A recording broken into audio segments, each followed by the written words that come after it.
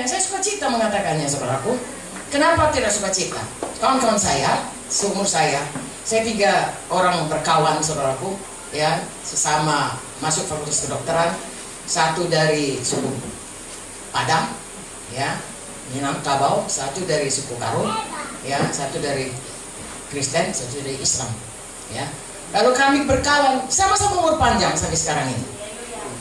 Tapi ada yang sudah pakai tongkat, ada yang sudah pakai kereta roda, dan kemudian dia lihat saya keliling-keliling Indonesia. Apa saudara komentarnya? Kaulah yang paling sehat, kaulah yang paling senang, karena kau melayani Tuhan.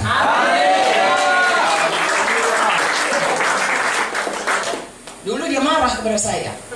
Ya, dia bilang, bodoh, kenapa kau tinggalkan? Karena saya meninggalkan pelayanan, masuk terjun full time ke ini. Saya waktu itu sudah dosen senior di Fakultas Kedokteran USU, ya, paling baik. Seminggu sebelum saya keluar, saudaraku, dibuat kuesioner, dibuat di situ siapa dosen paling baik, siapa dosen paling bagus isi kuliahnya, paling baik penyampaiannya, paling bisa dipakai, istilahnya di perifer, di desa-desa. Semua saya yang paling baik. Saya sudah mau keluar ini, tapi saya belum beritahu. Lalu kemudian mereka katakan, ya, masa enggak ya kamu yang paling baik? Saya pikir terima kasih Tuhan. Jadi kalau saya melayani Tuhan dengan sukacita, orang tidak bisa berkata dia melayani Tuhan karena nggak ada kerjaan yang lain.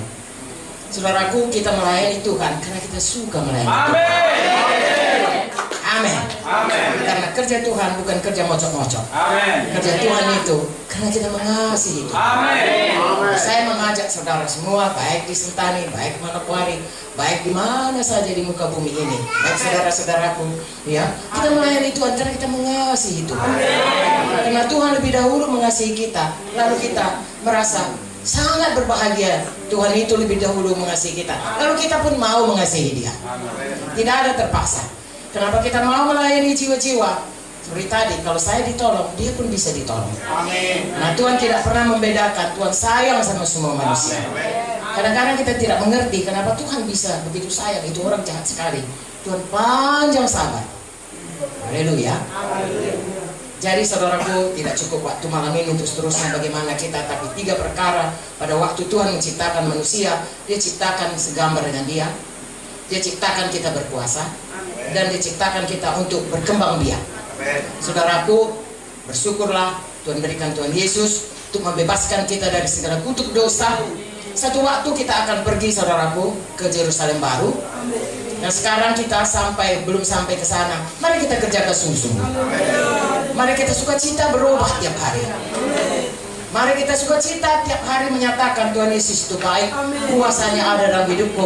Aku tidak bisa ditindak setan, tetapi Tuhan sudah memberikan aku kuasa hidup menang di bumi ini, mengalahkan tipu daya setan dan hidup mengikut jalan Tuhan. Mari kita bawa orang sebanyak-banyaknya supaya dia kenal kepada Tuhan dan hidup baru dalam Tuhan. Coba saudara, hidup di dunia ini hanya sebentar. Ya, seperti saya katakan tadi, kayaknya baru kemarin ini orang ini berkata saya lulus universitas. Nanti tengah berkata, adikmu lulus Universitas Cendrawasih. Ya, tapi sepertinya baru kemarin. Ya, sudah lebih 40 tahun. Saya rasanya baru kemarin, saudaraku, tamat SMA. Ya, masih gadis, 17 tahun saya masuk. Loh, kok sekarang sudah 77 tahun? Sebentar saja. Firman Tuhan berkata 70 tahun, 80 tahun kalau kuat. Katakanlah sesudah Nuh dikatakan manusia hidup 120 tahun. Sebentar saja. Dibanding sama kekekalan. Ribuan tahun, jutaan tahun, miliar tahun, tidak henti-hentinya. Hidup di dunia ini hanya sebentar, setitik saja. Tapi yang setitik itu menentukan bagaimana kita nanti di dalam hidup. Mari kita bersungguh-sungguh hati. Haleluya.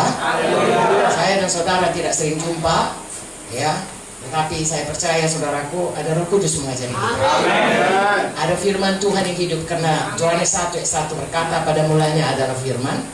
Firman itu bersama-sama dengan Allah, dan firman itu adalah Allah.